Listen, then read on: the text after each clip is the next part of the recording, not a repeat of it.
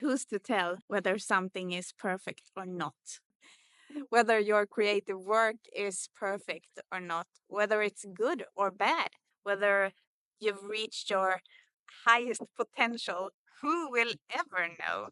That is the first point I want to make in this topic, the power of imperfect action. Because I really think action of any kind is the only way to learn, the only way to reach some kind of perfection, fulfillment, any kind of success. Now we live in an age where we can develop and grow together with others across the globe. We don't have to know shit before we start to share our stuff and explore our own expression.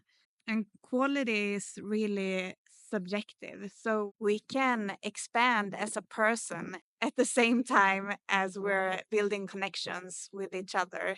For me, I'm a singer, an artist.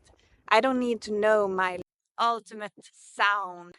It's good to know my values and have those as a direction for the music and whatever I do creatively.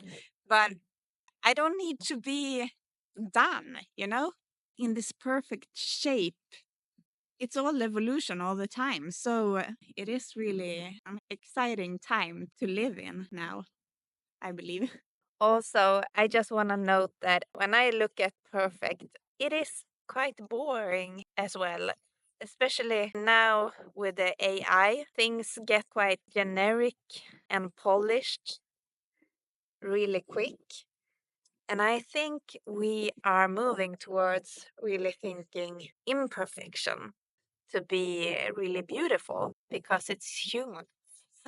It's alive when it's not perfect. I also want to say that if you're really like connected with your heart, you have your hand on your heart, you know why you feel the need to express something. You have experienced something, you've been through stuff in your life, or you have like this maybe a joy you want to express. You feel a strong connection to why you want to express something.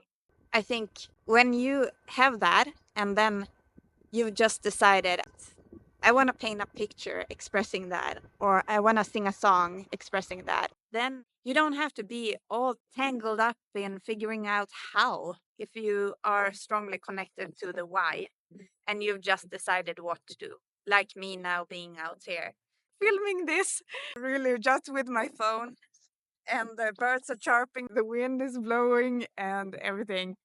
I felt like this was the perfect time to talk about imperfect action, because when you feel a strong connection to what it is you want to say and you're like hand on your heart, this is important, then I don't need to figure out how to say it. It doesn't matter really. Of course it matters, but it's really secondary. So the more you can let go of getting the how right, just like me in this example, I'm making a film and it's about imperfect action. I go outside and I just hit record and talk about it. And I think you will get the gist of it. In my own life, I've been so caught up in getting the sensibility of my voice right when I'm singing. I got that, like, really, that feeling in that singing take or whatever. But the thing is, it's always there. And of course, my experience of my own singing is important as well. But how someone else really interprets that singing, it's their experience. I just think it's so much freer to just loosen the reins and getting into, I don't know what is good or bad.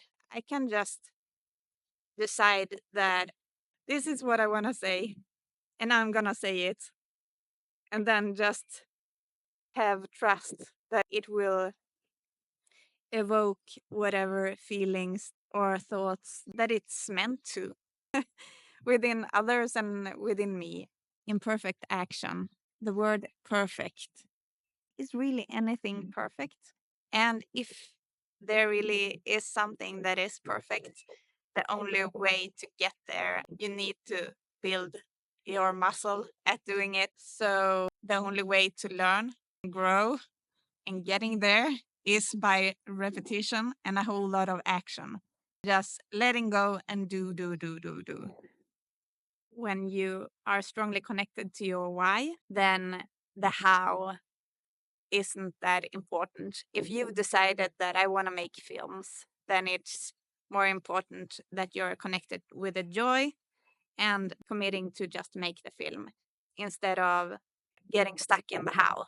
Just make the film over and over again until you get really hooked and start to fall in love with the process of doing it.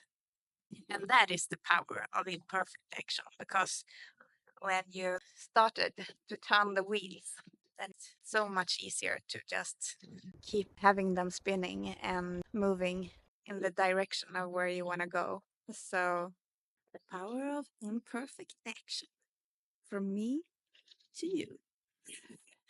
I see you in the next film. Take care now. Bye.